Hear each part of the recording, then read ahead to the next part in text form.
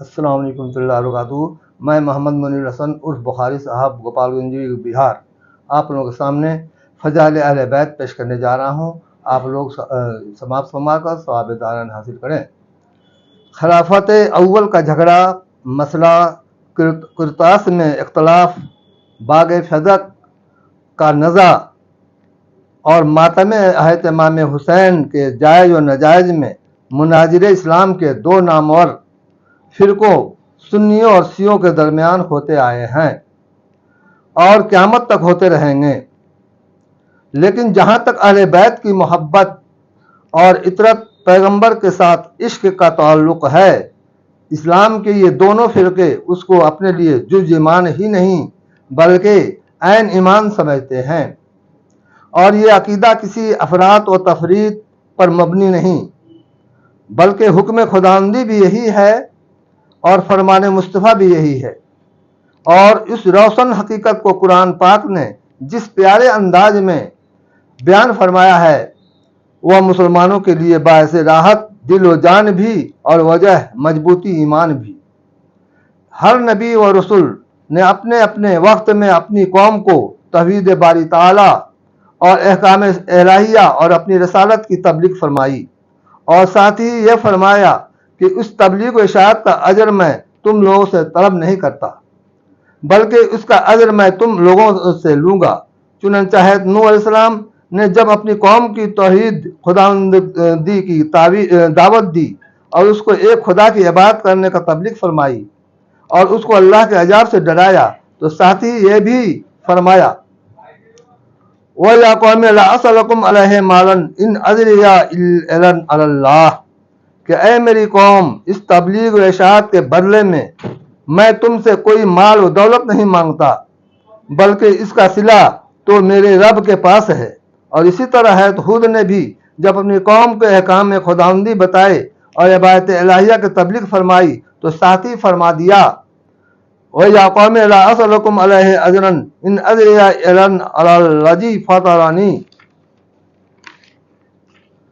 کہ اے میرے قوم، میں اس تبلیغ کے بدلے میں تم سے کوئی صلہ نہیں مانگتا مگر اس کا اجر تو میرے اللہ کے پاس ہے جس نے مجھے پیدا کیا۔ اور پھر جب سید المرسلین حضرت محمد مصطفیٰ صلی اللہ علیہ وسلم کا وقت آیا اور آپ نے توحید باری تعالیٰ، اپنی رسالت، حساب و کتاب، حشر و نصر، عذاب و ثواب اور ان کو دعوت اسلام دی،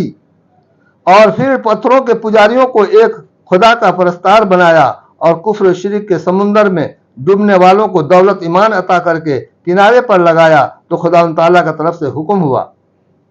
قُلْ لَا أَسْأَلُكُمْ عَلَيْهِ أَجْرًا إِلَّا الْمَوَدَّةَ فِي الْقُرْبَى،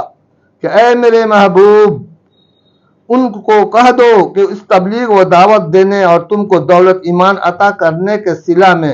میں تم سے مال و دولت طلب نہیں کرتا، البتہ تم کو کلمہ پڑھانے کا اجر میں تم لوگوں سے یہ مانگتا ہوں کہ میرے اہل بیت سے محبت کرو،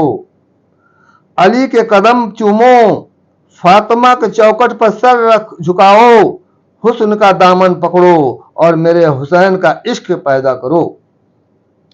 اس آیت پاک پر غور کرو کہ کس پیارے انداز میں خدا تعالیٰ کی طرف سے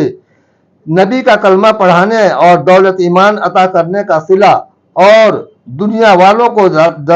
جلالت و گمراہی کے اندھیروں سے نکال کر رشد و ہدایت کی روشنی میں لانے کا بدلہ اور کفر و طغیان کے سمندر میں غوطہ کھانے والوں کو دین ایمان کا سہارا دے کر کنارے پر لگانے کا اجر محبت اہل بیت، غلامی اطرت پیغمبر اور اس کے اہتمام حسین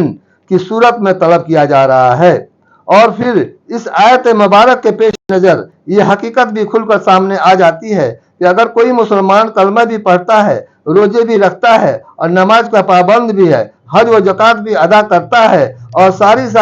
رات مصلی پر بیٹھ کر نفل پڑھتا ہے، لیکن اس کے دل میں اہل بیت کی محبت نہیں ہے، تو پھر نہ اس کے کلمے پر کوئی اعتبار ہے نہ ہی اس کے ایمان کی کوئی قیمت۔ اور پھر حضرت سید المرسلین صلی اللہ علیہ وسلم نے اس حقیقت کو اور بھی کھول کر بیان فرما دیا ہے۔ نجہۃ المجالس جلد 2 صفحہ 222، تفسیر روح البیان جلد 3 صفحہ 534۔ ومن ماتا علی حب آل محمد صلی اللہ علیہ وسلم ماتا مومنان ومن ماتا علی حب آل محمد صلی اللہ علیہ وسلم ماتا شہیدہ، کہ وہ شخص جو اہل بیت کی محبت میں مرا وہ مومن مرا، اور جو بھی آل رسول کے محبت میں فوت ہوا وہ شہید فوت ہوا۔ ومن ماتا علی حب آل محمد صلی اللہ علیہ وسلم جعل اللہ لہ قبرہ مرارا لملائکۃ الرحمہ، اور وہ انسان جو عشق عطرت پیغمبر صلی اللہ علیہ وسلم میں مرا تو خدا تعالیٰ اس کی قبر کو رحمت کے فرشتوں کے لیے مزار بنا دے گا۔ ومن ماتا علی حب آل محمد صلی اللہ علیہ وسلم بشرہ ملک الموت بالجنت، اور وہ آدمی جو اہل بیت اطہار کی محبت میں مرا، موت کا فرشتہ اس کی جان قبض کرنے سے پہلے اس کو جنت کی خوشخبری دے گا۔ ومن ماتا علی حب آل محمد صلی اللہ علیہ وسلم ماتا علی اہل سنہ والجماعت، اور وہ شخص جو اہل بیت کی محبت میں فوت ہوا وہ اہل سنت جماعت کے عقیدے پر فوت ہوا۔ من ماتا علی بغض آل محمد صلی اللہ علیہ وسلم ماتا کافرہ، کہ وہ انسان جو اہل بیت کے ساتھ بغض و عداوت و دشمنی میں مرا وہ کافر مرا، اور وہ جنت کی خوشبو تک نہ پائے گا۔ وحرمت الجنہ علی من ظلم اہل بیتی، کہ جس نے میرے اہل بیت پر ظلم کیا وہ اس پر خدا نے جنت حرام کر دی۔ غور کرو کہ سید المرسلین صلی اللہ علیہ وسلم نے کیسے واضح الفاظ میں کسی کے ایمان و کفر و جنتی اور دوزخی ہونے کا دار و مدار اہل بیت کی محبت اور دشمنی عطرت پیغمبر پر رکھا ہے۔ یعنی محبت اہل بیت ایمان ہے اور بغض اہل بیت کفر، اور محب حسین جنتی ہے اور دشمن حسین جہنمی۔ اور پھر نبی کریم صلی اللہ علیہ وسلم نے محبت اہل بیت کو اہل سنت جماعت کے ساتھ وابستہ کر کے یہ بات واضح کر دی ہے کہ اہل سنت و جماعت ہی ایک ایسا فرقہ حق ہے جو صحیح معنی میں محب اہل بیت ہے۔ السلام علیکم رحمۃ اللہ وبرکاتہ۔ شکریہ بھائی و بہنوں، اگر آپ لوگوں کو میرا تقریر پسند آیا ہو تو چینل کو سبسکرائب کریں اور ویڈیو کو لائک کرنا نہ بھولیں اور زیادہ سے زیادہ شیئر کریں۔